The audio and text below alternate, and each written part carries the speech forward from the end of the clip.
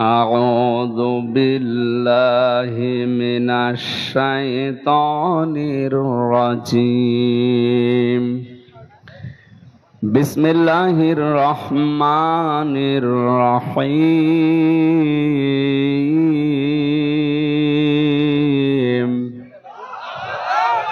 ولا يسأل حميم حميما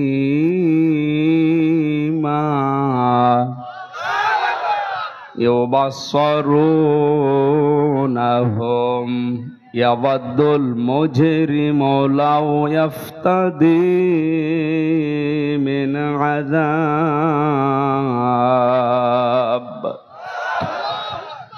لو يفتدي من عذاب يومئذ ببنيه وصاحبته وأخيه وفصيلته التي تؤويه ومن في الأرض جميعا ثم ينجيه كلا إنها لظى نزاعة للشوى تدعو من أدبر وتولى وجمع فأوعى صدقت يا ربنا.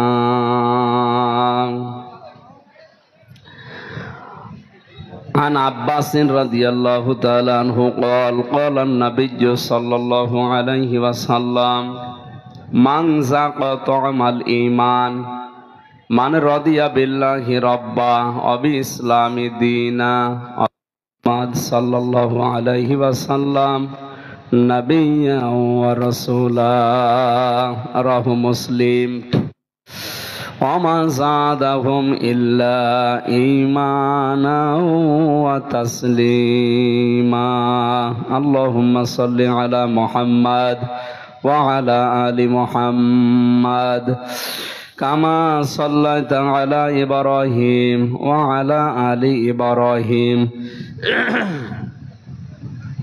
إنك حميد مجيد اللهم بارك على محمد وعلى آل محمد كما باركت على إبراهيم وعلى آل إبراهيم إنك حميد مجيد.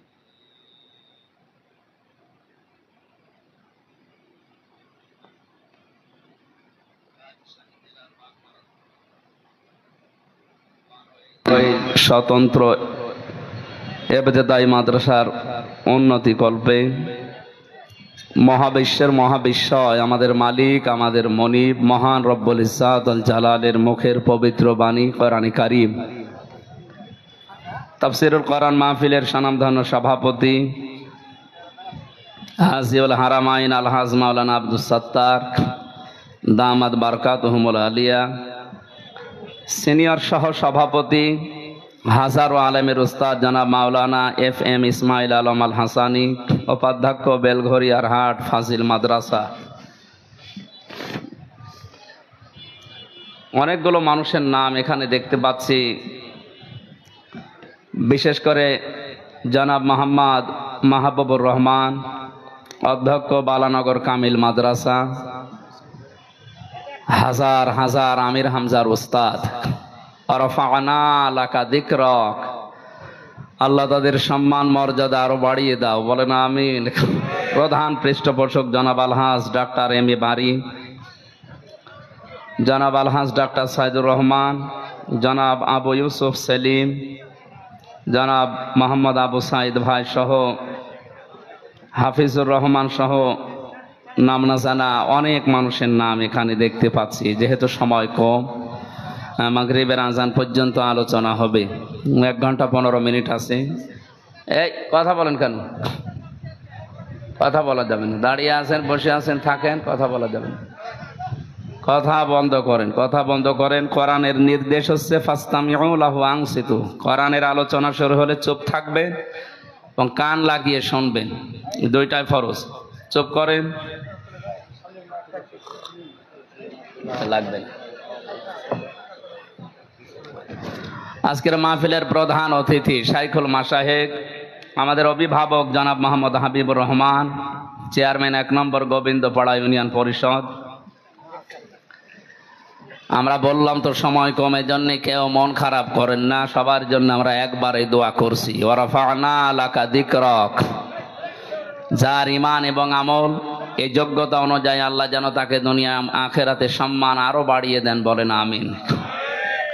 এতক্ষণ যারা কোরআনে কারিম থেকে আলোচনা রেখেছেন, ইসলামিক চিন্তাবিদ, শিক্ষাবিদ জনাব মাওলানা আব্দুল আওয়াল, জনাব মাওলানা আবু ইমরান, মাওলানা জিয়াউর রহমান, মাওলানা আব্দুর রশিদ সহ নাম না জানা অন্যান্য সম্মানিত ওলামা ইকরাম, সামনে বসা মুসলমান ভাইরা, পর্দার আড়ালের সম্মানিতা মা এবং বোনেরা, যে অবস্থা চলছে সারা বাংলাদেশে, বিশেষ করে আমাদের চুয়াডাঙ্গা, কুষ্টিয়া, মেহেরপুরে 42-43 ডিগ্রি সেলসিয়াস চলছে, রাজশাহী 44, আরো অবস্থা কঠিন। এই অবস্থায় অনেকে হিট স্ট্রোক করে মরিয়ে যাচ্ছে।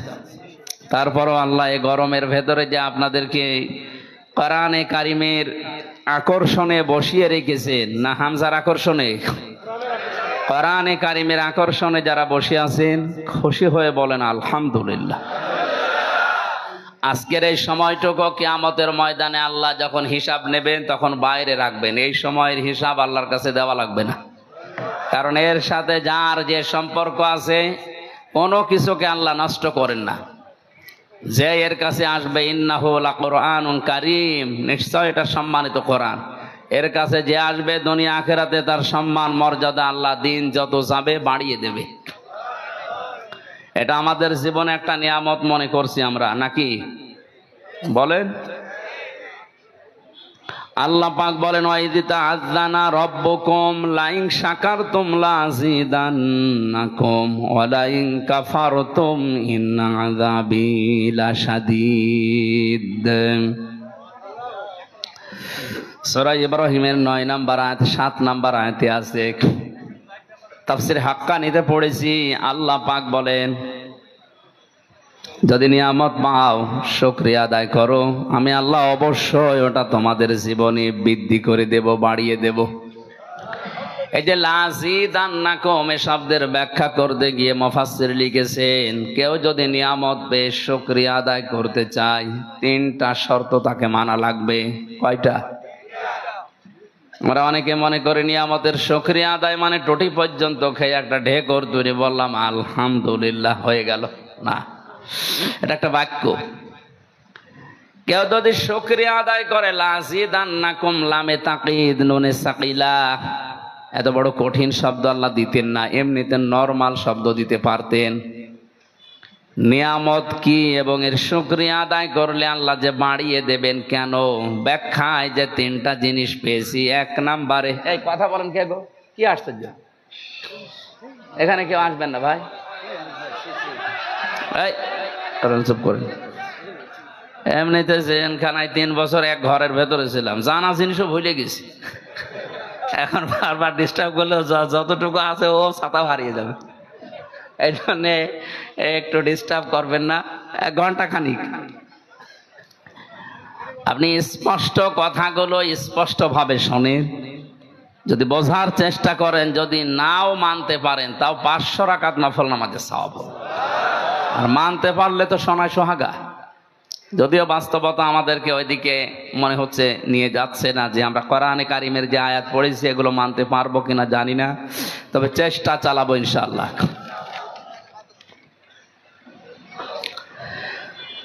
নিয়ামতের শুকরিয়া আদায়ের মাধ্যম প্রথম নাম্বারে আপনাকে মুখে বলা লাগবে যে হ্যাঁ এটা আমার জীবনে নিয়ামত। এটা কি? এটা বলা লাগবে আপনাকে। দুই নাম্বারে এ নিয়ামত পাওয়ার পরে আপনি যে অন্তরের ভেতরে একটা অনির্বচন শোক আপনি অনুভব করবেন, এটা সবাই পায় না। শব্দটা কি বললাম? একটা অনির্বচন শোক আপনি পাবেন। কি এটা? উদাহরণ দিতে গিয়ে তাফসিরে পড়েছি,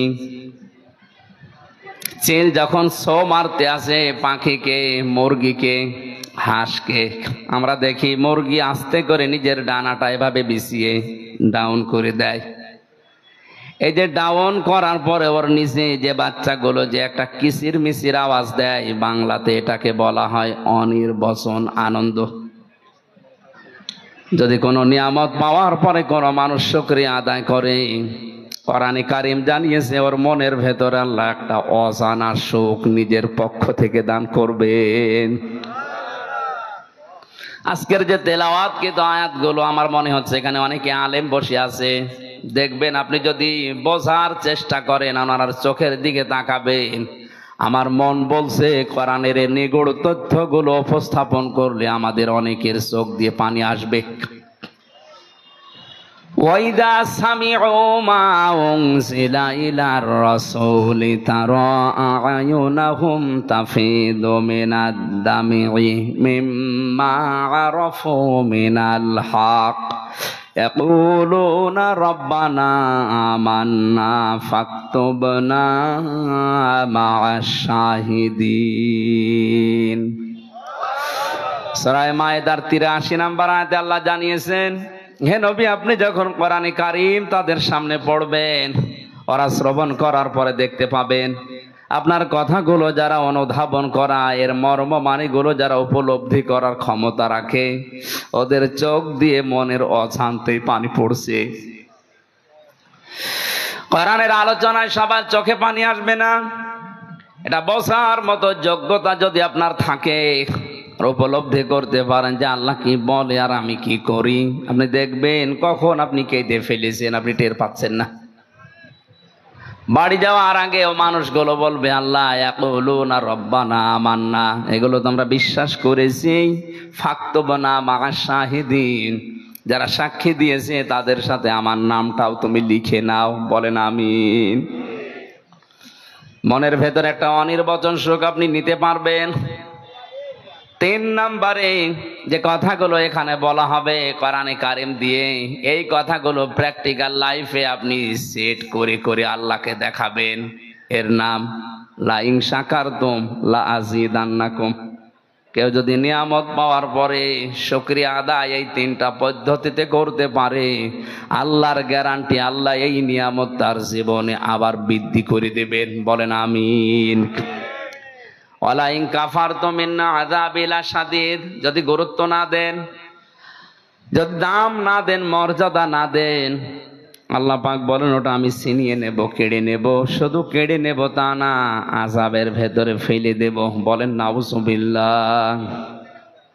তাহলে আমরা মনে করতে পারছি এটা আমাদের জন্য আজকে নিয়ামত। এটা কি? লক্ষ লক্ষ মানুষ এলাকায় বাস করে, সবাইকে আল্লাহ কোরআনে কারিমের এই অনুষ্ঠানে, যেহেতু বললাম আজকের এই ১-১.৫ ঘন্টা সময় কিয়ামতে যখন বিচার শুরু হবে আল্লাহ মাইনাস করে রাখবে, বলবে এই জবাব আপনাকে দেওয়া লাগবে না, আপনার বাকি সময়ের জবাব দিন। সুতরাং এই সময়টা আল্লাহ যে আমাদের কাছ থেকে জবাব নিচ্ছে না, এটা বিশাল একটা নিয়ামত না? এই নিয়ামত সবাইকে তো দেয়নি, আমাদের যাদের দিলেন বলেন আলহামদুলিল্লাহ। মানিত্তাবাআল হুদা বিগাইরিল কোরআন আযাল্লাহুল্লাহ, তিরমিজি শরীফের হাদিস। আল্লাহর নবী জানিয়েছেন কোরআনে কারিম বাদ দিয়ে পৃথিবীর কোন জায়গায় যদি কেউ ভালো হওয়ার নিয়তেও যায়, আল্লাহ নিজে দায়িত্ব নিয়ে তাকে গোমরা বানিয়ে দেয়। এ কথার লোড কত যারা আলেম আছে টের পাচ্ছে। আযাল্লাহুল্লাহ, আযাল্লাহ ইউদিল্লু বাবে ইফআল, যদি দল্লা শব্দ আসতো, দল্লা ইয়াদিল্লু, বাংলা অর্থ হতো আপনি নিজেই নিজেকে খারাপ বানিয়ে ফেলেছেন। ৪৩টা বাব থেকে শব্দটা যখন আসবে একটা একটা করে ৪৩ রকমের অর্থ আসে। বাবে ইফআল থেকে আসার কারণে বাংলা অর্থ দাঁড়িয়েছে আপনি হয়তো ভালো হওয়ার নিয়তে কোনো জায়গায় গিয়েছিলেন, কিন্তু কোরআনে কারিম সেই অনুষ্ঠানে, সেই জায়গায়, সেই ময়দানে ছিল না। আল্লাহ রাগ করে আপনাকে আরো খারাপ বানিয়ে দেবে। বলেন তো, হেদায়েত দেওয়ার একচ্ছত্র মালিকানা হামজার না? মানে কার? আর উনি যদি বলে আমি তোকে গোমরা বানিয়ে দেব, আরো খারাপ বানাবো, তো হেদায়েত দিতে আর দুনিয়ায় কেউ পারবে? বলেন। সুতরাং দল, মত, জাতি, বর্ণ, ধর্ম নির্বিশেষে আজকের এই ময়দানে সিদ্ধান্ত নেওয়া লাগবে। শুধু মাহফিল শুনতে আসা না। এ প্রচন্ড গরমে কষ্ট করে যখন এসেছেনি, আজকেই মন থেকে সিদ্ধান্ত নিয়ে বাড়ি যাবেন। কোরআন যেখানে নেই, জীবনের আগ পর্যন্ত যতদিন আজরাইল না আসে, ওখানে আমি আর যাব না। ওখানে যদি আমি যাই, আমাকে গোমরা বানিয়ে, খারাপ বানিয়ে জাহান্নামে পাঠাবে কে? পাগলকেও যদি জিজ্ঞাসা করেন গোমরা হবা, ও রাজি হবে? অথচ আল্লাহ দায়িত্ব নিয়ে আপনাকে গোমরা বানাবে। রাজশাহী এলাকায় হাদিসটা না বলায় ভালো, কারণ এই এলাকায় এগুলো চলে না। এগুলো চট্টগ্রাম আর সিলেটে আছে। 48,000 যে পীরের দরবার বাংলাদেশে আছে সরকারি জরিপে, তার অধিকাংশগুলো ওই দুই বিভাগে। আমাদের রাজশাহী, খুলনা, রংপুর এগুলো থেকে আল্লাহ আমাদেরকে বাঁচিয়েছে। না, জিনিস খারাপ না, মানে যে জিনিস যত ভালো তার ভেজাল বের হয় তত তাড়াতাড়ি। ও জিনিস তো ভালো জিনিস। পীর মানে ওস্তাদ, শিক্ষক, মুআল্লিম। আপনি যেটা জানেন না ওনার কাছে জেনে নেবেন। এটার নামই তো আরবিতে মুআল্লিম বলে, ইংরেজিতে টিচার বলে, বাংলায় শিক্ষক বলে, আর ফার্সিতে বলে পীর। এটা শুনলে অনেকের রাগ হয়, কিন্তু শব্দটা ভালো, খারাপ না। যে উদ্দেশ্যে ব্যবহার করা দরকার ছিল, হয়তো আজ অনেকে ওই উদ্দেশ্যে ব্যবহার না করে অনেকে এটাকে ব্যবসা বানিয়েছে। এই জন্য আজকের এই ময়দানে আমরা সিদ্ধান্ত নিয়ে যেতে পারি, যেখানে কোরআন নেই ওই দরবার যদি আমার বাবাও তৈরি করে, ও দরবারে আমি আর যাব না। এমনিতে 48,000-এর শুধু 8 বাদ দিয়ে 4 থাকবে, সব বন্ধ হয়ে যাবে। আর একটা কথা বলতাম, তো এখন দরকার নেই বলা, আগে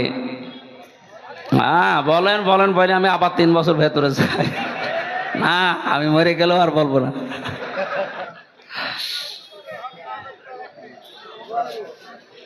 চোখ বন্ধ করে বলি, আল্লাহ যা করে। শুধু পীর সাহেবের দরবারে কোরআন নেই, ওখানে গেলে আল্লাহ গোমরা বানিয়ে বেঁধে, তা না। যেই দলে কোরআন নেই ওই দল যদি আমি সাপোর্ট করি, ওখানে থাকি, আমাকেও আল্লাহ গোমরা বানিয়ে দেবে। সুতরাং এটা রাজনীতি মনে না করে নিজেকে বাঁচার জন্য আপনাকে বললাম। আমি দেখতে পাচ্ছি কোরআনের আর হাদিসের চোখ লাগিয়ে আপনি জাহান্নামে যাচ্ছেন। আপনি যেন না যান। আপনার নিজের বাবার মতো, ভাইয়ের মতো আমিও আপনাকে ভালোবাসি। নবীর হাদিস দিয়ে সতর্ক করলাম, এখন আপনার বিবেককে যা বলে তাই করেন। যে দলে কোরআন নেই ওই দল যদি আমার বাবাও প্রতিষ্ঠাতা হয়, ও দলে আমি এখন থেকে নেই। এটাকে সামিয়ানা পর্যন্ত না বাইরে যাবে? আল্লাহ আমাদের বিবেকের তালা লাগা দরজা খুলে দাও, বলেন আমিন। এত নিচের কথা বলার পরেও যদি কারো বিবেক না খোলে, আমার মনে হয় ওর বিবেকের উপরে কুকুরে পোশাক করিস। ও বলছে ঠিক, সবটা ঠিক হলে সমস্যা। আল্লাহ তুমি আমাদেরকে ওমরের মতো বানিয়ে দাও, বলেন আমিন। দরুদ আর সালাম পড়ছি আমাদের নবী মুহাম্মদ রাসূলুল্লাহ সাল্লাল্লাহু আলাইহি ওয়াসাল্লামের প্রতি, যারা আনিত আদর্শ পেয়ে আমরা খুশি না বেজার। আমি এখানে একটা সূক্ষ্ম কথা বলছি। আমরা যারা ওযু করি, ওযু ভেঙে যায় কয় কারণে বলেন তো? বলেন বলেন। 7 কারণে ওযু ভেঙে যায়। যদি একটাও পাওয়া যায় ওযু ভেঙে গেছে, নষ্ট হয়ে গেছে, ওই ওযু দিয়ে আর নামাজ হবে? বলেন। এটা যেমন বুঝলেন, নামাজ ভেঙে যায় 19টা কারণে। কয়টা? বিশ্ববিদ্যালয়ে থাকাকালীন দেখেছি সবচাইতে বেশি ক্লাসে প্রশ্ন করতেন ডক্টর লোকমান স্যার। ওনারে জিজ্ঞাসা করতো ছাত্র যে এত বেশি প্রশ্ন করেন, বলছে প্রশ্ন করলে ওইটা জীবনে ভুলবা না। আমি বারবার আপনাকে প্রশ্ন করছি কারণ আপনার মরণ পর্যন্ত যেন এটা মনে থাকে। নামাজ ভেঙে যায় 19টা কারণে, নিজেই বললেন একটা পাওয়া গেল নামাজ আর নামাজ থাকে না। ও নামাজ পড়াও যা, না পড়াও তা। অজু করলে অজু ভেঙে যায় 7 কারণে। আমল করলে আমল ভেঙে যায় 2 কারণে। কয় কারণ? রোজা রাখলে রোজাও ভেঙে যায়, হজ করলে হজও ভেঙে যায়, নষ্ট হয়ে যায়। যত ইবাদত আল্লাহ আমাদেরকে দিয়েছেন আমরা দেখেছি এগুলো ভেঙে যাওয়া, নষ্ট হয়ে যাওয়ার পেছনে কিছু না কিছু কারণ আছে। কথা বলে না কেন? আর ওগুলো যদি ভেঙে যায়, নষ্ট হয়ে যায়, ওটা করাও যা, না করাও তা। যে জিনিস আপনাকে জান্নাতে নিয়ে যাবে তার নাম ঈমান, তার নাম, আরো আসতে বলেন। নামাজ ভেঙে যায় 19 কারণে ভেঙে বলতে পারে, অথচ জান্নাতে যাওয়ার জন্য যেটা শর্ত ঈমান, ঈমানও ভেঙে যায়, নষ্ট হয়ে যায় 10 কারণে। ও একটাও জানে না। কথা বলেন না কেন? ঈমান যদি সত্যিই ভেঙে যায়, আপনার নষ্ট হয়ে যায়, তাহলে ভাঙা ওযু দিয়ে যেমন নামাজ হয় না, ভাঙা ঈমান দিয়ে আপনি জান্নাতে যেতে পারবেন না। আজকের এই মাহফিলে এই জন্য সতর্ক করছি, ঈমান যেন ভেঙে না যায়, নষ্ট হয়ে না যায়। যে 10টা কারণে ঈমান নষ্ট হয়, ভেঙে যায়, তার 4 নাম্বারটা আমি পড়েছি আজকে। এই যে কিছুক্ষণ আগে যেটা বললাম, বিশ্বনবী মুহাম্মদুর রাসূলুল্লাহ আমাদের একমাত্র আদর্শ, একমাত্র। সুতরাং দুনিয়াতে কেউ যদি মুহাম্মদুর রাসূলুল্লাহকে একমাত্র আদর্শ মনে না করে, ওর ঈমান ভেঙে যায়, নষ্ট হয়ে যায়। এটা তো আমি বানালাম, হ্যাঁ? কোরআনে কারিমে আল্লাহ জানিয়েছেন ইয়াসিন।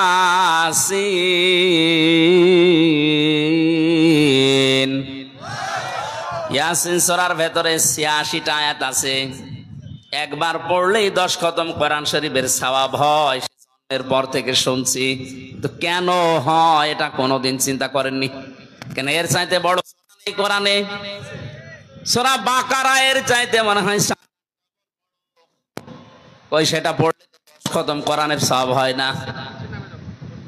সূরা আলে ইমরান এত বড়, 200টা আয়াত, এত বড় সূরা পড়লেও 10 খতম কোরআনের সওয়াব হয় না। ইয়াসিন মাত্র 5 থেকে 5.5 পৃষ্ঠা, 86টা মাত্র আয়াত। এটা পড়লে কোরআন 10 বার পড়ার সওয়াব পাবেন, এমনিতেই না, অবশ্যই কোনো না কোনো কারণ আছে। ফি জিলালিল কোরআনে তাফসিরে মুফাসসির সৈয়দ কুতুব শহীদ রহমাতুল্লাহ আলাইহি ইয়াসিন শব্দের ব্যাখ্যা করতে গিয়ে তিনি ফি জিলালিল কোরআনে দিয়েছেন, আল্লাহ কেন এই 86টা আয়াতে 86টা বিষয় আমাদের সামনে উপস্থাপন করলেন। কোন মানুষ যদি তার প্র্যাকটিক্যাল লাইফে সত্যি এগুলো মানতে পারে, আমার আল্লাহর কথা বাস্তব প্রতিফলন হবেই। 10 বার পড়া কোরআন পড়লে যে সওয়াব হবে, ওই সওয়াব আপনার আমল নামে আল্লাহ দিয়েই দেবেন। কি আসে একটা একটা করে আপনাকে দেখা লাগবে। আগে তার প্রথম নাম্বারে ইয়াসিন। প্রথম নাম্বার কি? ইয়া মানে হে, সিন মানে সাজ্জেদ। এটা তাফসিরে কাবিরের ভেতরে আছে। সিন শব্দের 5টা ব্যাখ্যা তিনি লিখেছেন আল্লামা ফখরুদ্দিন রাজি রহমতুল্লাহ আলাইহি। তিনি বলেন সিন দিয়ে আল্লাহ 5টা বিষয় ইঙ্গিত দিয়েছেন।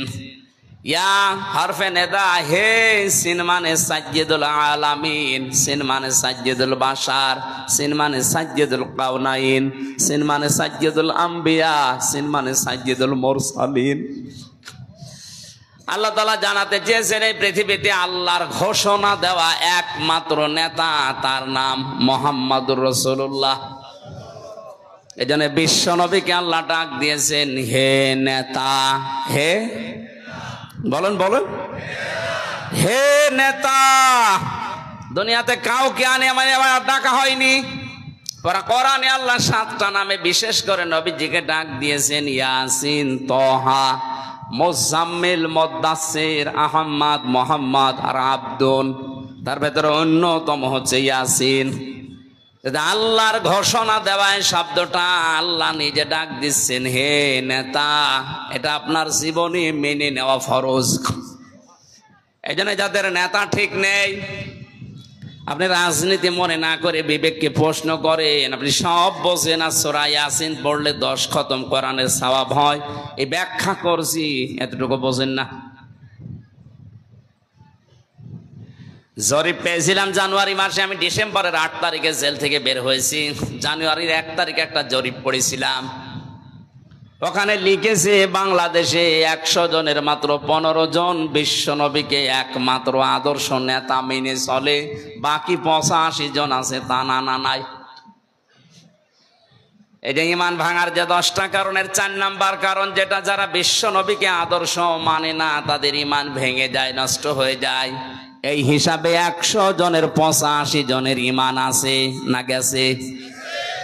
তার ভেতরে আমি আপনি মনে হয় নেই। আমরা যেন পড়ে না যাই ওর ভেতরে।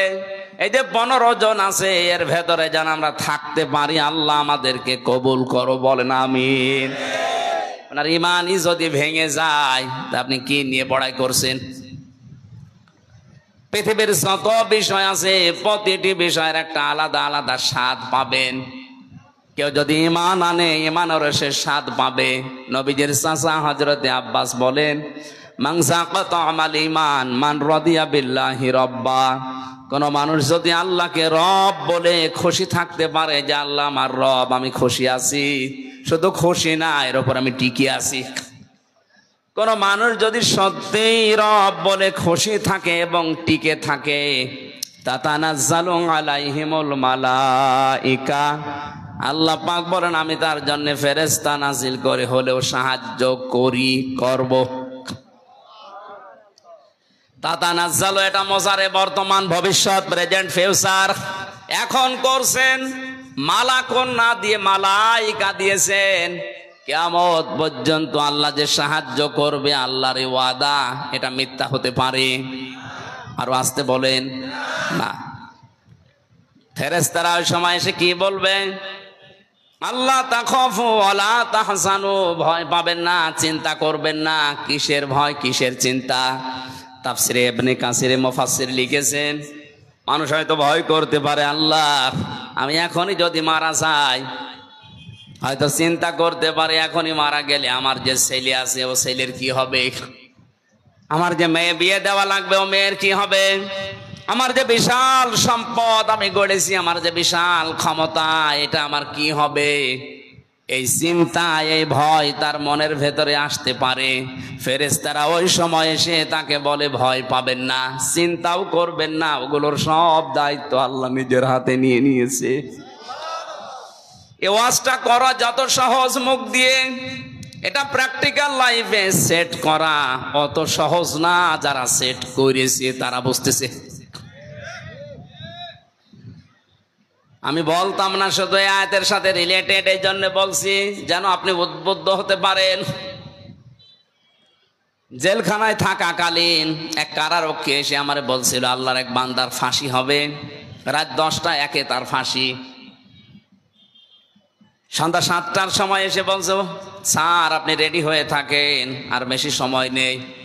উনি আমারে বলছে, কারারক্ষী ভাই এখনো তো 3টা ঘন্টা আছে, আমি 2 ঘন্টা ঘুমিয়ে গেলাম, তুমি 1 ঘন্টা আগে আমারে ডেকে দিও। কারারক্ষী আমাদেরও পাহারা দিচ্ছিল ওই সময়, ডাক দিয়ে বলছে, হুজুর দেখলাম ঠিক লোকটা ঘুমিয়ে গেল, 2 ঘন্টা পরে আমি ডাকলাম, উনি ঘুম থেকে ভালোভাবে উঠলেন, গোসল করলেন, ওযু করলেন, আমারে বলছে চা খাবেন আপনি? নিজে চা বানালেন ভেতর থেকে, আমারে দিলেন 1 কাপ, নিজে আর 1 কাপ খেলেন। 2 রাকাত নামাজ আদায় করে ডাক দিয়ে বলছে, ভাই এবার চলেন, আমি রেডি হয়ে গেছি। উনি বলছে, হুজুর আমিও তো মানুষ, আমার তো মনে হচ্ছিল ওই সময় যে মাত্র আর 1 ঘন্টা যার বাকি আছে ফাঁসির, এই লোকটার ঘুম আসে কি করে? আমার তো নাম শুনলেই ঘুম উড়ে যায়, আর আমি ঘুমাচ্ছে। অথচ লোকটা আমার মতো ফকিন্নি না, তার যে বিশাল বিশালতা আমি নাম নিলাম না, এত কিছু দুনিয়াতে করেছে, তার ওই পর্যায়ে চিন্তা করলে আমার মাথা খারাপ হয়ে যায়। আর স্যার কোনো চিন্তা নেই, বিনা চিন্তাতে দেখলাম আর আমি ঘুমিয়ে গেছে। আমি সারা জীবন ওয়াজে শুনেছি, যারা আল্লাহকে রব বলার পরে সন্তুষ্ট থাকে, টিকে থাকে, তাদের ওপর নাকি ফেরেশতা নাজিল হয়ে চিন্তা করো না, দুঃখ করো না এটা বলে। আমি নিজে এটা আমার চোখে দেখেছি। নাই তো এই সময় মানুষের ঘুম আসার কথা না। আল্লাহ তাখাফু ওয়ালা তাহজানু, ফেরেশতারা যেন কানের কাছে এসে বলে, আল্লাহর বান্দা ভয় পাবেন না, চিন্তা করবেন না। আপনার ছেলে নিয়ে, আপনার মেয়ে নিয়ে, আপনার ব্যবসা প্রতিষ্ঠান নিয়ে, আপনার রাজনীতি নিয়ে চিন্তা হয়, ওগুলোর সব দায়িত্ব আল্লাহ নিজের হাতে নিয়েছে। আপনি আল্লাহর জান্নাতে যান। আল্লাতি কুনতুম তুআদুন, যার ওয়াদা আল্লাহ নিজে করেছেন, বলেন সুবহানাল্লাহ। নাহনু আউলিয়াউকুম ফিল হায়াতিদ দুনিয়া ওয়া ফিল আখিরাহ ওয়া লাকুম ফিহা মা তাশতাহি আনফুসুকুম ওয়া লাকুম ফিহা মা তাদউন নুজুলাম মিন গফুরির রহিম।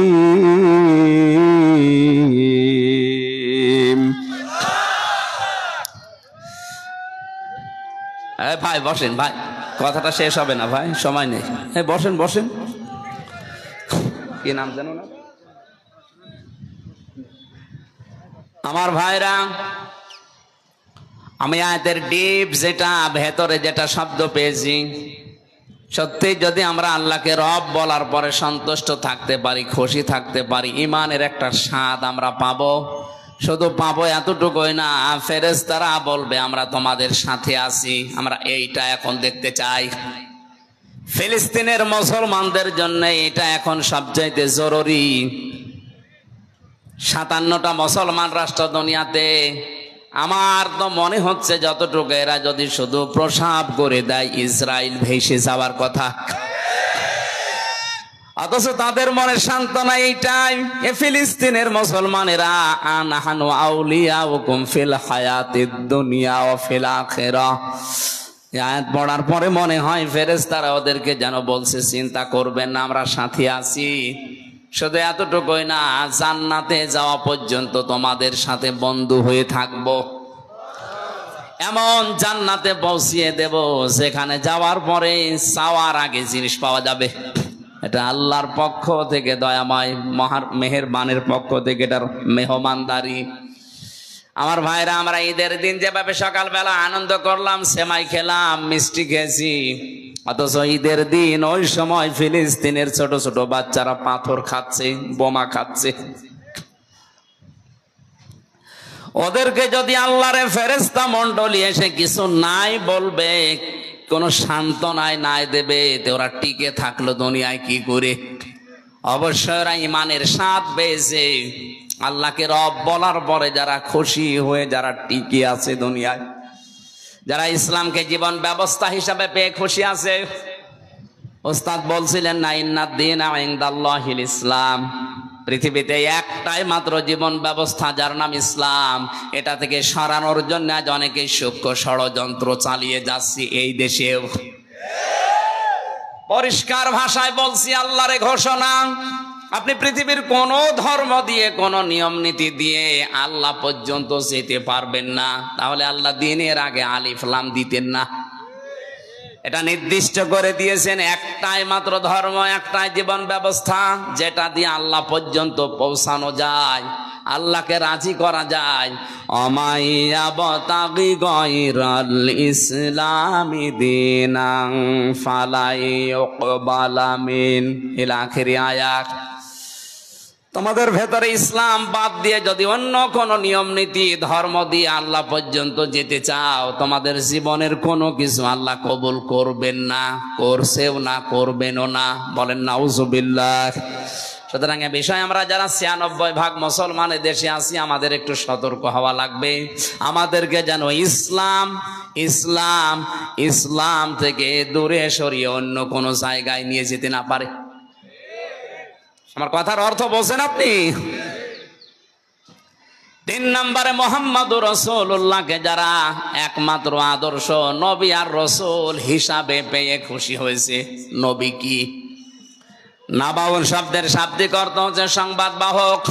উনি যে সংবাদ আল্লাহর কাছ থেকে আমাদের কাছে নিয়ে এসে দিয়েছেন, এই কথাগুলোর উপরে বিশ্বাস করার পরে প্র্যাকটিক্যাল লাইফে আপনি সেট করবেন। রাসূল মুহাম্মদুর রাসূলুল্লাহ সাল্লাল্লাহু আলাইহি ওয়াসাল্লামকে যারা এ দুনিয়াতে রাসূল হিসাবে পেয়ে খুশি হয়ে গেছে, সত্যি সত্যি আল্লাহ তাদেরকে ঈমানের একটা আলাদা স্বাদ গ্রহণ করাবেন। এই তিনটা বিষয় পেয়ে আল্লাহ যেন আমাদেরকে ঈমানের আলাদা একটা স্বাদ দান করেন, বলেন আমিন। সূরা মারিজের 10 থেকে 18 এতগুলো আয়াত আমরা কোরআনে কারীম থেকে পড়লাম। কোন তাফসীর মাহফিল আমি এত আয়াত পড়ি না। আজকের আলোচনার বিষয় হচ্ছে মুক্তিপণ। কি বললাম? বলেন না কেন? শব্দটা শুনতে যতটুকু মনে হচ্ছে এই শব্দটা কিন্তু বিশাল। আমি জেলখানায় বসে বসে মাওলানা মামুনুল হক, মাওলানা শাখাওয়াত হোসেন রাজি আর আমি তিনজন এক জায়গায় ছিলাম। ওনারা এই আয়াতটা বের করে বললাম, হুজুর দেখেন তো এর ভেতরে কিছু করা যায় কিনা। এখান থেকে যে বিষয়গুলো ওনারা কয়েকটা তাফসীর থেকে বের করে করে আমাকে শুনিয়েছিলেন, আমি কিছু কিছু জিনিসের সাথে মিলিয়ে দেখলাম যে মুক্তিপণ শব্দটা শুনতে যত সহজ মনে হচ্ছে বিষয়টা অত সহজ না। কিয়ামতের ওই কঠিন ময়দানে মহান আল্লাহ তিনি বলেন, আমার কাছে অনেকে মুক্তিপণ দিতে চাইবে। কি দিতে চাইবে? ওয়ালা ইয়াসালু হামিমুন হামিমান ইউবাসসিরুনহুম। আল্লাহ পাক বলেন, ওই কিয়ামতের কঠিন ময়দানে যেদিন যুবক মানুষ বৃদ্ধ হয়ে যাবে, মেয়েদের লজ্জা স্থান বাদ দিয়ে পেট ফেটে বাচ্চা বের হয়ে যাবে, দুধের বাচ্চার কথা পর্যন্ত মানুষ ভুলে যাবে, মাটি ফুড়ে তামা হয়ে যাবে, মাথার মগজগুলো টকবক করে পড়তে থাকবে নাক কান দিয়ে। এই কঠিন মুহূর্তে মানুষ মুক্তিপণ দেওয়ার জন্য আমার কাছে আসবে। কোন শহীদ কোন বন্ধু বন্ধুর পরিচয় দেবে না। এমনকি তাদেরকে যদি সম্মুখে নিয়ে আসা হয়, সামনাসামনি করা হয়, ভুলে যাবে, বলবে কে? বন্ধু আমি চিনি না তোরে। ইয়াওয়াদুল মুজরিমু লাউ ইয়াফতাদি মিন আযাবি ইয়াউমিযিম বিবানি।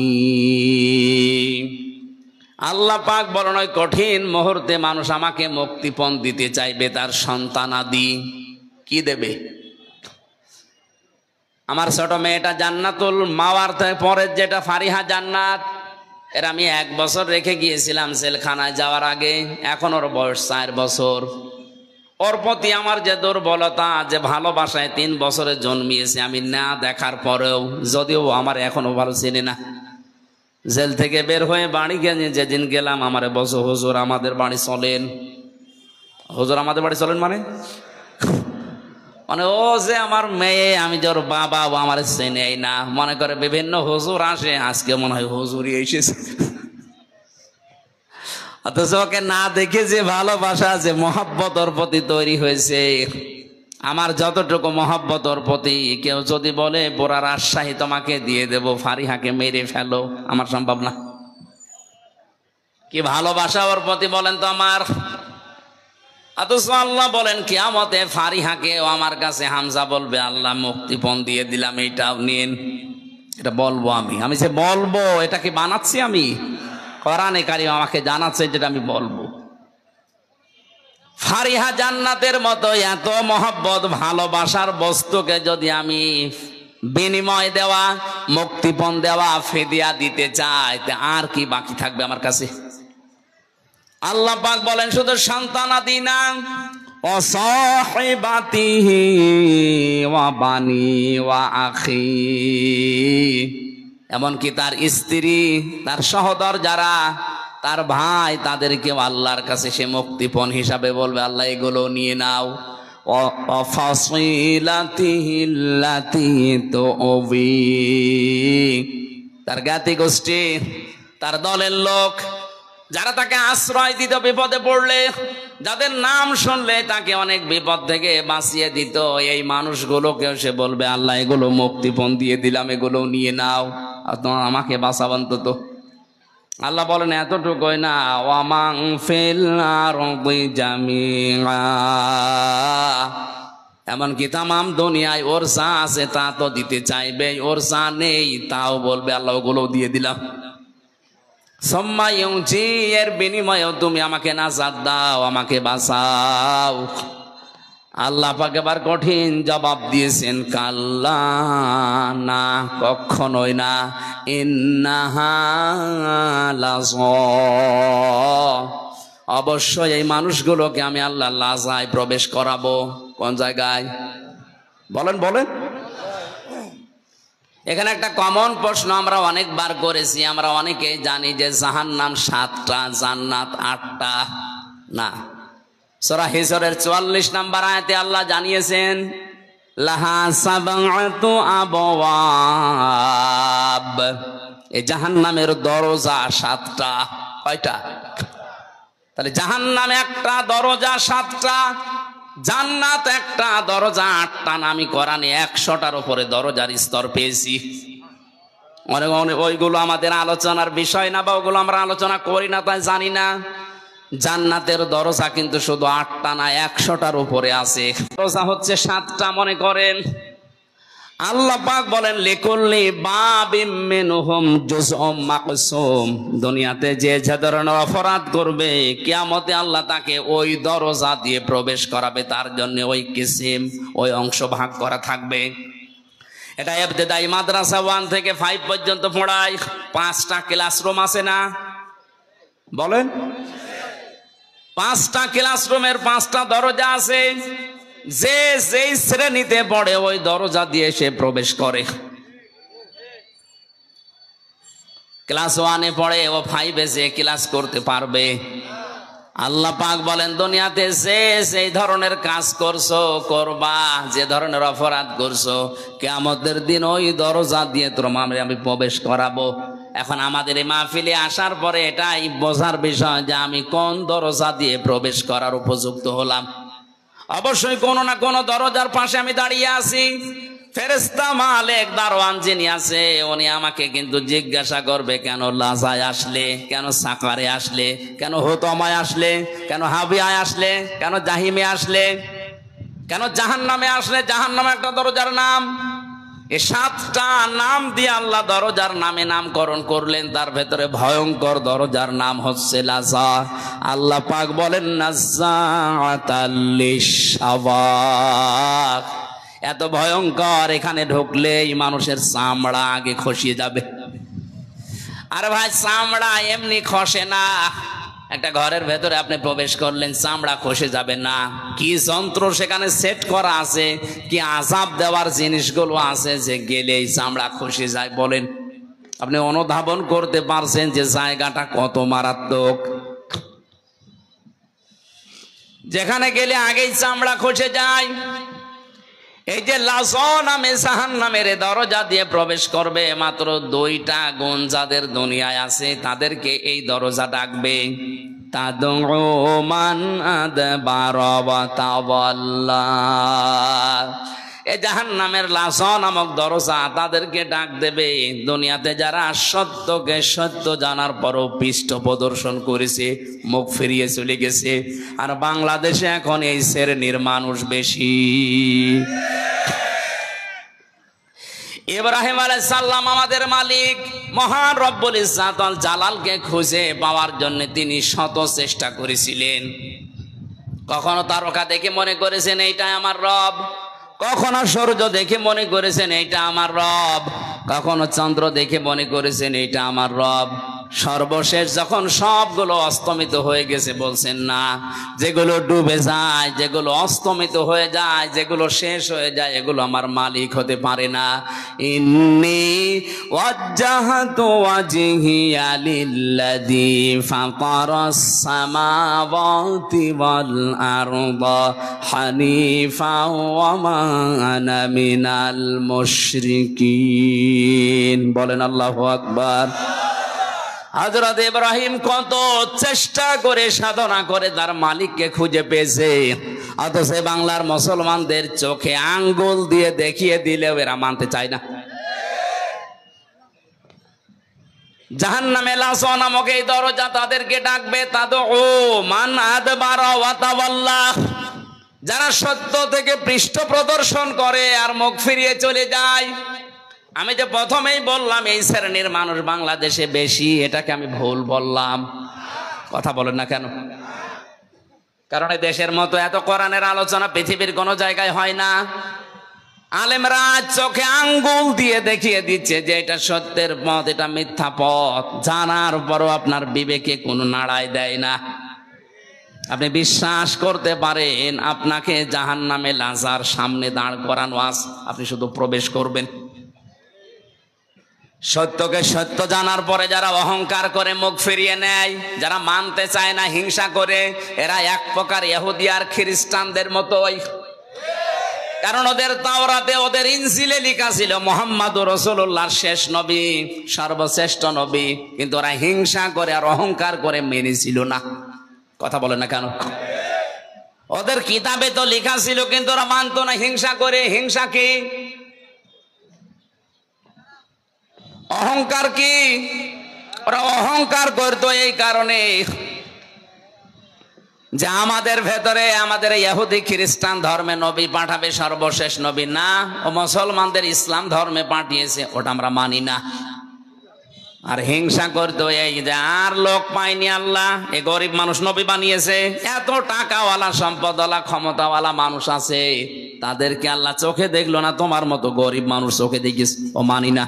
এই যে সত্যকে কিন্তু জানতো ওরা সত্য, কারণ তাওরাতে আর ইনজিলে মুসা নবী ঈসা নবীর চাইতে মুহাম্মদুর রাসূলুল্লাহর পরিচয় বেশি ছিল। মুসা নবীর নাম যদি একবার থাকে, মুহাম্মদুর রাসূলুল্লাহর নাম ছিল 900 বার। এতবার থাকার পর ওরা সত্যকে সত্য জানার পরেও মানে নাই। আল্লাহ পাক প্রতিদিন আমাদের এই মুখ দিয়ে কমপক্ষে 17 বার ওদের নামে বরদোয়া বের করায়, গায়রিল মাগদুবি আলাইহিম ওয়ালাদ-দাল্লিন। এখানে যে দুইটা জাতির কথা আছে, ইহুদি আর খ্রিস্টান, এরা সত্যকে সত্য জানার পরেও মানে নাই। এজন্য আল্লাহ তাদেরকে ধ্বংস করে দিয়েছেন, তাদেরকে গজব দিয়েছেন, তাদেরকে বরদোয়া দিয়েছেন।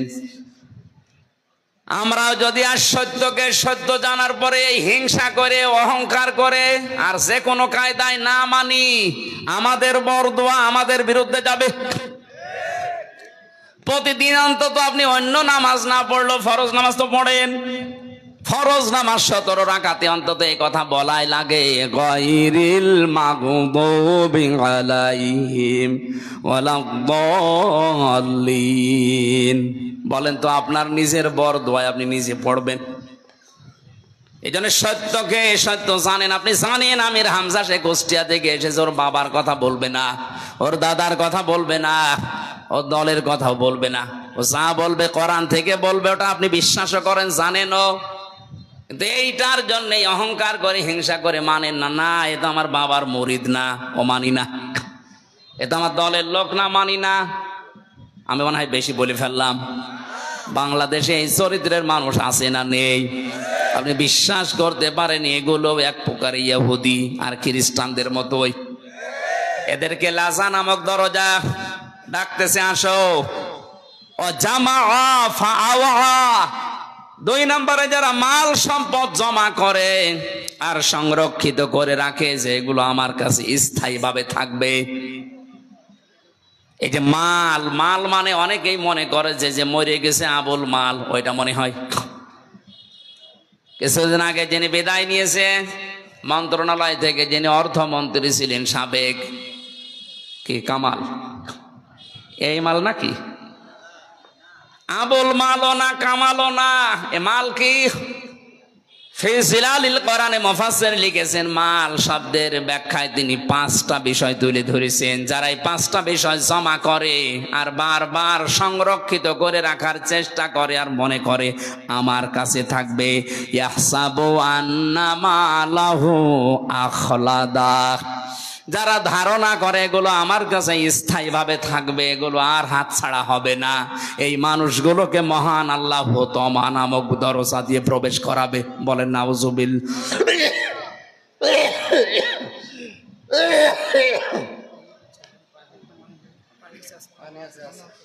না না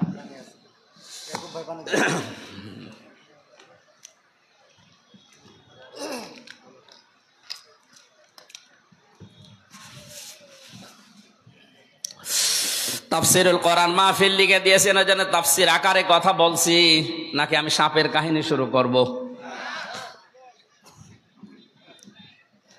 আল্লাহ পাক জানিয়েছেন যারা মাল জমা করে, আল্লাযী জামাআ মালা ওয়া আদ্দাদা, আর বারবার গণনা করে, মনে করে আমার কাছে স্থায়ীভাবে মাল থেকে যাবে, এটা সংরক্ষিত করে রাখার চেষ্টা করছে। এদেরকে লাসা এবং হুতামা নামে যে জাহান্নামের দরজা, এদেরকে ডাকবে আসো। এমন কঠিন অবস্থা আল্লাহ দরজার ভেতরে রেখেছেন, নারুল্লাহিল মুকদা। আল্লাহ পাক বলেন হুতামা নামক জাহান্নামে যে দরজার ভেতরে আগুন আছে, এই আগুন আমি আল্লাহ নিজে জ্বালিয়েছি। বলেন নাউজুবিল্লাহ। দুনিয়ার আগুন কোন জায়গায় লাগলে সে জায়গা পুড়ে যায়, আর হুতামা নামক জাহান্নামে যে আগুন আল্লাহ রেখেছেন, ওই জায়গায় কেউ গেলে আগে তার কলিজা পুড়ে যাবে। আল্লাতী তাত্তালিউ আলাল আফিদা, কলিজা পর্যন্ত আগে পৌঁছাবে, ওটা সারখার হয়ে যাবে আগে। এমন কঠিন মারাত্মক জায়গা মহান রব্বুল ইজ্জাত ওয়াল জালাল আমাদের জন্য রেখে দিয়েছেন হুতামা, লাজা।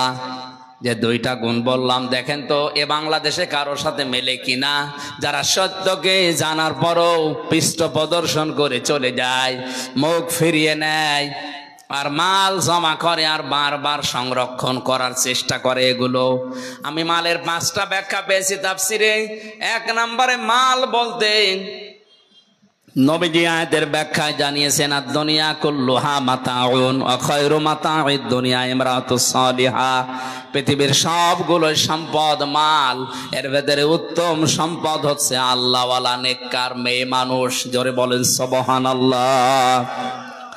সম্মানিত মা বোন, আমি দেখলাম বহু মা বোনেরা আম গাছতলায় বসে আছেন, বাসতলায় বসে আছেন। নেককার নারী, এগুলো দুনিয়ার শ্রেষ্ঠ সম্পদ। কি এটা? আল্লাহর নবী জানিয়েছেন 4টা গুণ যার ভেতরে আছে তাকে শ্রেষ্ঠ সম্পদ বলা হয়, শ্রেষ্ঠ নারী বলা হয়। 1 নম্বরে যার স্বামী বাইরে থেকে আসলে দুনিয়ার সব কাজ কাম বাদ দিয়ে স্বামীকে খুশি করার জন্য এগিয়ে যায়। 2 নম্বরে স্বামী যেটা পছন্দ করে ওটা যদি জায়েজ হয়, জীবন থাকতে ওইটা মেনে নেয়। সম্মানিত মা বোনেরা, নামাজের সময় পর্যন্ত আপনার মাথা আর চুল যেন বের হয়ে না যায়, এটা নিষিদ্ধ। নামাজে যদি চুল বের হয়ে যায় নামাজ নষ্ট হয়ে যাবে, নামাজ ভেঙে যাবে। অথচ স্বামীর সামনে যতক্ষণ থাকবেন চুল ছেড়ে দিয়ে থাকবেন, যতক্ষণ চুল ছাড়া দেওয়া থাকবে, যত চুল দেখবে অতগুলো সওয়াব আপনার আমলনামায় লেখা হবে। ওরা চুল ছেড়েও দেয়, উন্মুক্ত করে রাখে, চুল ফলিয়েও রাখে, স্বামী বাদ দিয়ে অন্যের সামনে। কথা বলুন। যারা এসেছেন গাছতলায়, আম গাছতলায়, বাসতলায় বসে আছেন, আপনাদেরকে আমি ভালোবাসি, বাঁচাতে চাই। আপনি যদি সত্যি শ্রেষ্ঠ সম্পদ হতে চান, স্বামী যখন বাইরে থেকে আসবে দুনিয়ার যত গুরুত্বপূর্ণ কাজ থাক সব আপনার জন্য হারাম। এখন কোনো কাজ জায়েজ নেই। স্বামী যাতে খুশি হয় আপনি সেই কাজ করবেন। ও যদি আপনাকে হাতা কাটা ব্লাউজ দেখে মনে করে না এটা আমার ভালোই লাগে, ওইভাবে তার সামনে থাকবেন, কোনো অসুবিধা নেই। তাই বলে ওইটা পরে আবার বাইরে যাওয়া যাবে না। স্বামী যেটা পছন্দ করে যদি জায়েজ হয়, বাস্তব জীবনে জীবন থাকতে আপনাকে মানায় লাগবে। আমি স্বামী, এখানে যারা আছে প্রত্যেকেই যারা স্বামী আছে জিজ্ঞাসা করবেন মনের খবরটা এই, প্রতিটি স্বামী চাই, পছন্দ করে বিয়ের পরে যেন আমার মা বাবা আমার সাথে থাকে। কথা বলেন না কেন? কিন্তু আমি বাস্তবতায় দেখছি আজ 100টার 98টা পরিবারে বৌমারা এটা চাই না, সব চাই আলাদা হও। এই কথা বলে না কেন? আমি উপায় করব, ইনকাম করব, কামাই করব, আমি চাই আমার মা বাবা আমার সাথে থাকবে। আপনি চান না মানে কি? আপনি নামাজ পড়তে পারেন, রোজা রাখতে পারেন, কালো বোরকা পড়তে পারেন, আপনি নেককার হতে পারেননি। কারণ স্বামী যেটা পছন্দ করেছিল ওটা জায়েজ ছিল, আপনি এখন ওটা পছন্দ করতে পারেননি। এরকম বউ আছে দুনিয়ায় না নেই? কার বাড়ি আছে দেখি হাত তোলেন তো। ঠিক আছে, তোলার দরকার নেই, ক্যামেরা ওইদিকে গেলে ভাত বন্ধ হয়ে যাবে। টের পাচ্ছেন আপনি? এত বড় বড় মহারথী বসে আছে, এখানে কেউ হাত তুলতে সাহস পাচ্ছে না। আপনি আবেগে হাত তুলে বসে আছেন, একবার যদি ক্যামেরা ওইদিকে ঘুরিয়ে দিত কি হয়তো বুঝতে পারছেন না? কয়েকদিন আগে আমি সৌদি থেকে এসেছি, ওমরা থেকে। ওখানে সবচাইতে একটা বেশি ভিডিও দেখতাম বাংলাদেশের চট্টগ্রামের এক জায়গায় 4 ছেলে 2 মেয়ে, এরা 6 ভাই বোন মিলে তার 95 বছরের বয়সের বাবাকে নিজের সম্পদগুলো সব নিজেদের নামে লিখে রাস্তায় ছেড়ে দিয়েছে। নাউজুবিল্লাহ, মানে শুধু নাউজুবিল্লাহ বলে শেষ করে দেবেন হয়ে গেল না। শুধু ওই 6 ভাই বোনের দোষ না, ওই বাবারও দোষ আছে। বলেন, এই 6টা ভাই বোন জানেই না যে বাবা কি জিনিস। মা মরে গেছে 10 বছর আগে, নিজেরা 6 জন মিলে কায়দা করে বাবার জমিগুলো নিজের নামে লিখে নিয়ে বাবাকে এখন রাস্তায় ছেড়ে দিয়েছে। বেটার বয়স 95 বছর, ও পড়বে রাস্তায়, মরবে ডেনে পড়ে, সারা জীবন কুকুরের খাবার হবে। শুধু নাউজুবিল্লাহ যারা বললেন না, আমি নাউজুবিল্লাহ বলতে চাই না, এখানে দোষ এই বাবাটার আছে। কারণ আল্লাহর পরে যে মার বাবার স্থান, ও বাবা ওই 6 ছেলে মেয়েকে কোনোদিন জানায়নি, ওই রকম শিক্ষা কোনোদিন তাদের দেয়নি। কথা বলেন ঠিক কিনা? আর শিক্ষা ব্যবস্থা নিয়েও যে সূক্ষ্ম ষড়যন্ত্র অনেকে করছে। আমাদের ইমানের দাবি হচ্ছে আমরা অন্তত মুসলিম বলে যারা দাবি করি, আমাদের আবার যেন 95 বছর বয়সে কুকুরের খাবার হওয়া না লাগে। সেজন্য আগে থেকেই ছেলে মেয়েকে এই শিক্ষা দেওয়া যে আল্লাহর পরে আমার স্থান। এটা পাওয়া যাবে যে জায়গায়, ওখানে আপনি নিয়ে যান তারে। এই যে সাকোয়াইল আছে মাদ্রাসা নাকি যেন, সাকোয়া নাকি, এইরকম জায়গায় দিয়ে দিলে ওই জায়গা থেকে যে অধ্যক্ষ সাহেব ওনাকে শিখাবে আপনার ওই ছেলেকে ওই মেয়েকে। আকাদা রাব্বুকা আল্লা তা'বুদু ইল্লা ইয়্যাহু ওয়া বিল ওয়ালিদাইনি ইহসানা। আল্লাহ পাক বলেন আমি রায় দিয়েছি, ঘোষণা দিয়েছি, সিদ্ধান্ত নিয়েছি, ফায়সালা করে দিয়েছি যে আমার ছাড়া আর কারো ইবাদত করা যাবে না। আর আমার পরে সবচাইতে বড় স্থান তোমার মা বাবার। তাদের সেবা করো, তাদের খেদমত করো, তাদের প্রতি ইহসান করো। ব্যাখ্যায় মুফাসসির লিখেছেন, কোন সন্তান যদি মা বাবার জন্য ব্যবহারিক কোনো জিনিসও কিনে দেয়, ওটা যেন সে আল্লাহর রাস্তায় সাদকা করলো। সুবহানাল্লাহ বলতে পারেন না? মায়ের একটা স্যান্ডেল দরকার, আপনি যদি স্যান্ডেলটা মাকে কিনে দেন, বাবার একটা স্যান্ডেল দরকার যদি কিনে দেন, ও যদিও দুনিয়ার কাছে ব্যবহার করবে, আপনার দ্বারা মনে হবে আপনি আল্লাহর রাস্তায় এই 100 টাকা দান করে এসেছেন। বাংলার হাজারো মানুষ এই বিষয়টা না জানে আজ যে সমস্ত জায়গায় টাকা পয়সা গুলো সম্পদ গুলো খরচ করছেন, না জেনে না বুঝে, যেটা রেকর্ড হচ্ছে, কালকে তামাম দুনিয়ায় ছড়াবে। প্রত্যেককে আহ্বান জানাচ্ছি, আল্লাহর পরে যাদের স্থান তারা কিন্তু আমার ঘরে। কথা বলেন না কেন? আল্লাহর পরে যার স্থান তারা আমার ঘরে, না বরিশালে, না চট্টগ্রামে, না সিলেটে। কোথায় দৌড়াচ্ছেন আপনি? একবারে চট্টগ্রাম চলে যাচ্ছেন, এখান থেকে 700 কিলোমিটার। একবারও চিন্তা করেন না এখানে 7 গজ দূরে যিনি বসে আছে তার নাম আল্লাহ আমার আল্লাহর পরে দিয়েছেন। ওই 6টা ছেলে মেয়ে যদি সত্যি জানতো যে আল্লাহর পরে স্থান আমার এই বুড়ো বাবার, 6 ভাই বোন মিলে জিনিস জমি জায়গাগুলো কায়দা করে লিখে এই মুরব্বী বয়সে রাস্তায় ছেড়ে দিত না। এখানে 2টা কারণ আছে। এদেরকে তো শিক্ষা দেয়নি, এই শিক্ষাটা এক। 2 নাম্বারে এদের যাদের সংসার আছে, এই সংসারে যে মহিলাগুলো আছে, এরা এদেরকে বাধ্য করেছে, বুড়োকে বের করে দাও।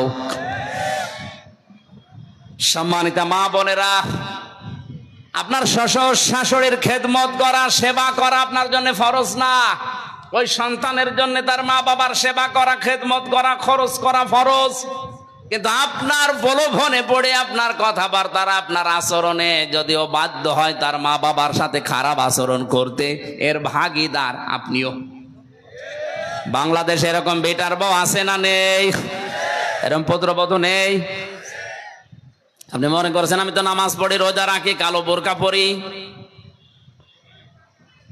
আমি তো আবার বলছি, আজ হাজারো পরিবারে সন্তানটা তার মা বাবার সাথে ভালো আচরণ করা, তাদের খোঁজ খবর নেওয়া, তাদের পেছনে যে খরচ করার দায়িত্ব, এটা পালন করতে 100 ভাগ পারে না।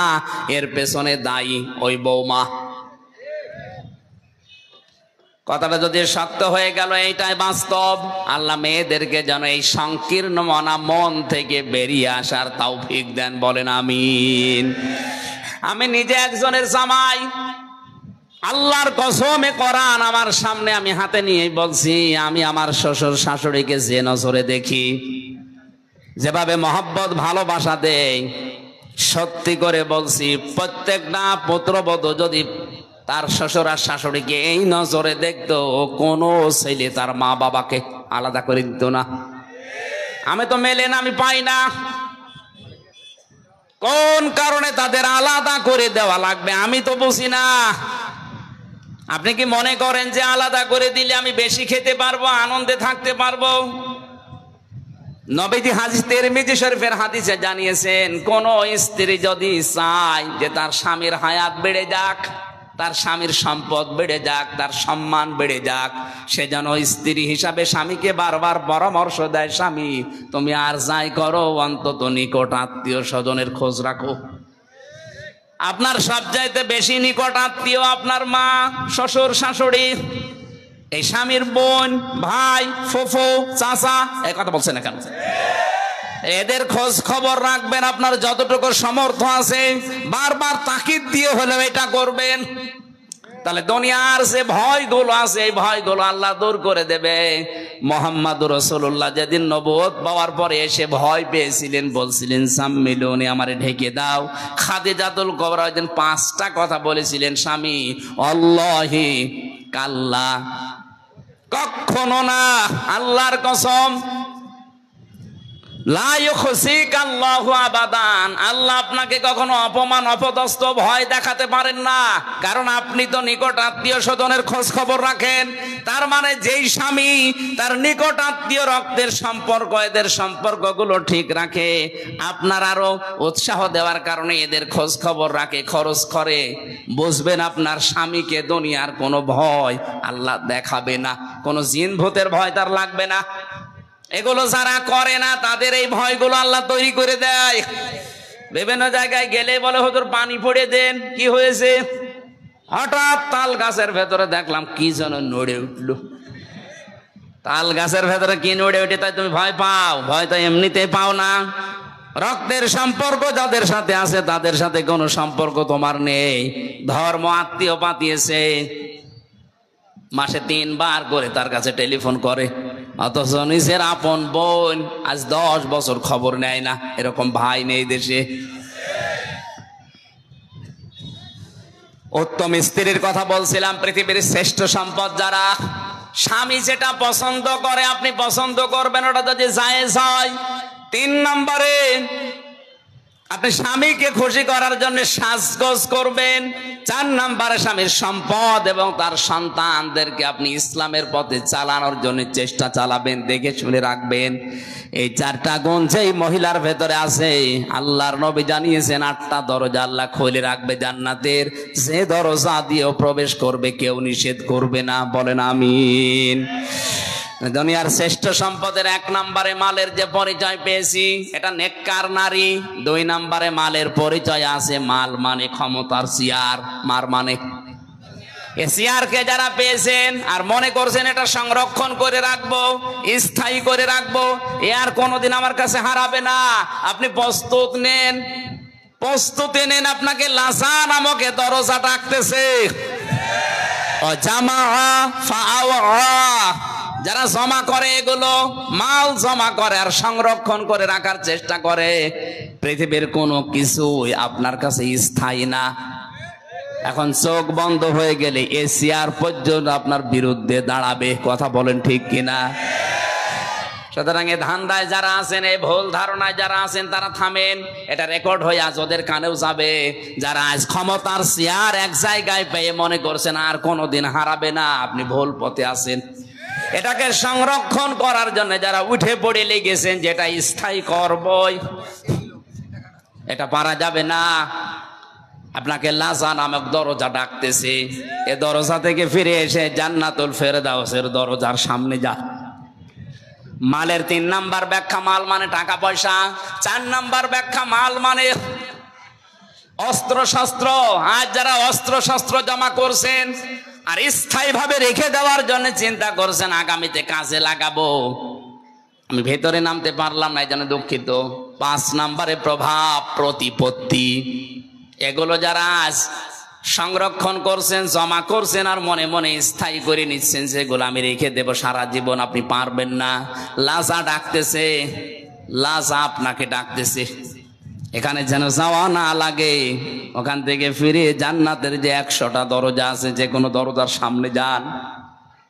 আল্লাহ আমাদেরকে দরজার সামনে থেকে ফিরিয়ে জান্নাতুল ফেরদাউস, জান্নাতুল মাওয়া, যে সমস্ত দরজার নামগুলো আছে 100টা, যে কোনো এক দরজার সামনে যেন আমরা একটু হাজির হতে পারি। বলেন আমিন। আমি এই দাম্পত্য জীবনের যে কলহ চলছে এখন সারা বিশ্বে, বিশেষ করে বাংলাদেশ, ভারত, পাকিস্তানে যা ডিভোর্স আরম্ভ হয়েছে, জেলখানার ভেতরে 3টা বছরে এইটা আমি সবচাইতে বেশি মামলা দেখেছি। হয় বউকে মেরে ফেলেছে, না আত্মারা করে ফেলেছে, না যৌতুকের জন্য তাড়িয়ে দিয়েছে। মানে পারিবারিক জীবনের এই যে কলহ এবং এর সমাধানটা কি, ওখানে 19টা পয়েন্ট দেওয়া আছে। ওখানে আমি জেলখানায় বসে বসে 3 বছর তো কাজ ছিল না, ফাঁসির কন্ডেম সেলের ভেতরে ছিলাম, বসে বসে টুকে রেখেছিলাম কারারক্ষীদের কাছে কলম নিয়ে নিয়ে। পরবর্তীতে বাইরে এসে ওগুলো বই আকারে আমি ছাপিয়েছি। আমার গাড়ি কোথায় আছে আমি জানি না, ওই কর্নারে আছে।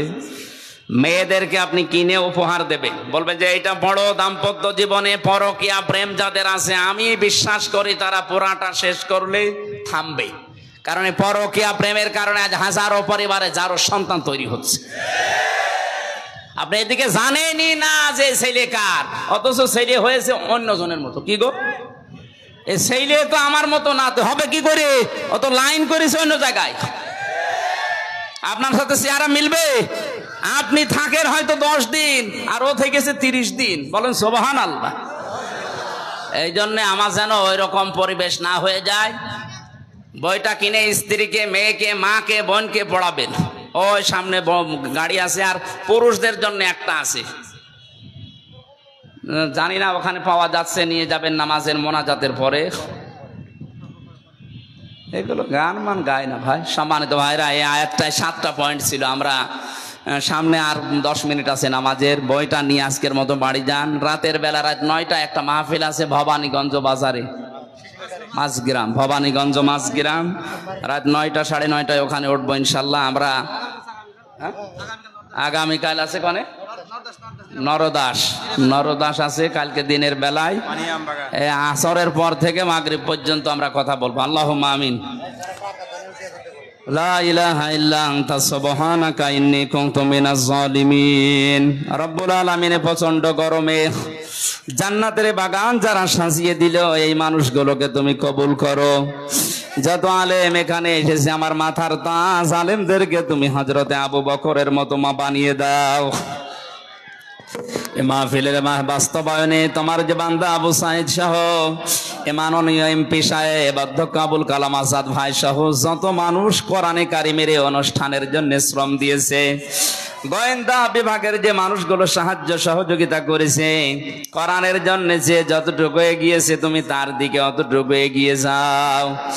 মা বোনদেরকে তুমি নেককার হওয়ার, আল্লাহ তাআলা আল্লাহ ওয়ালা হওয়ার তৌফিক দাও। আল্লাহ যেন আমাদেরকে না ডাকে, জান্নাতুল ফেরদাউস জান্নাতুল মাওয়া আমাদেরকে ডাকে, ওই রকম ব্যবস্থা করে দাও। বারাকাল্লাহু লানা ওয়া লাকুম ফিল কোরআনিল আযীম। আল্লাহ তাআলা বহু কষ্ট স্বীকার করে বিশাল আয়োজনে তোমার যে বান্দাগুলো শ্রম দিয়েছেন, এদের টাকা পয়সাগুলো ওসমানের মতো কবুল করে নাও। আমরা অসুস্থ যারা আছি আমাদেরকে শেফায়ে কামেলা আজেলা নসিব করো। আইলে আমার কণ্ঠে ব্যথা করছে, শরীরও ভালো না, অসুস্থ আছি, মুসাফির অবস্থায় আছি, মাসলুম অবস্থায় আছি, মন থেকে দোয়া করছি আল্লাহ তুমি আমাদের হামে ওয়া নাসির হয়ে যাও। বারাকাল্লাহু লানা ওয়া লাকুম ফিল কোরআনিল আযীম। আলহামদুলিল্লাহি রাব্বিল আলামিন।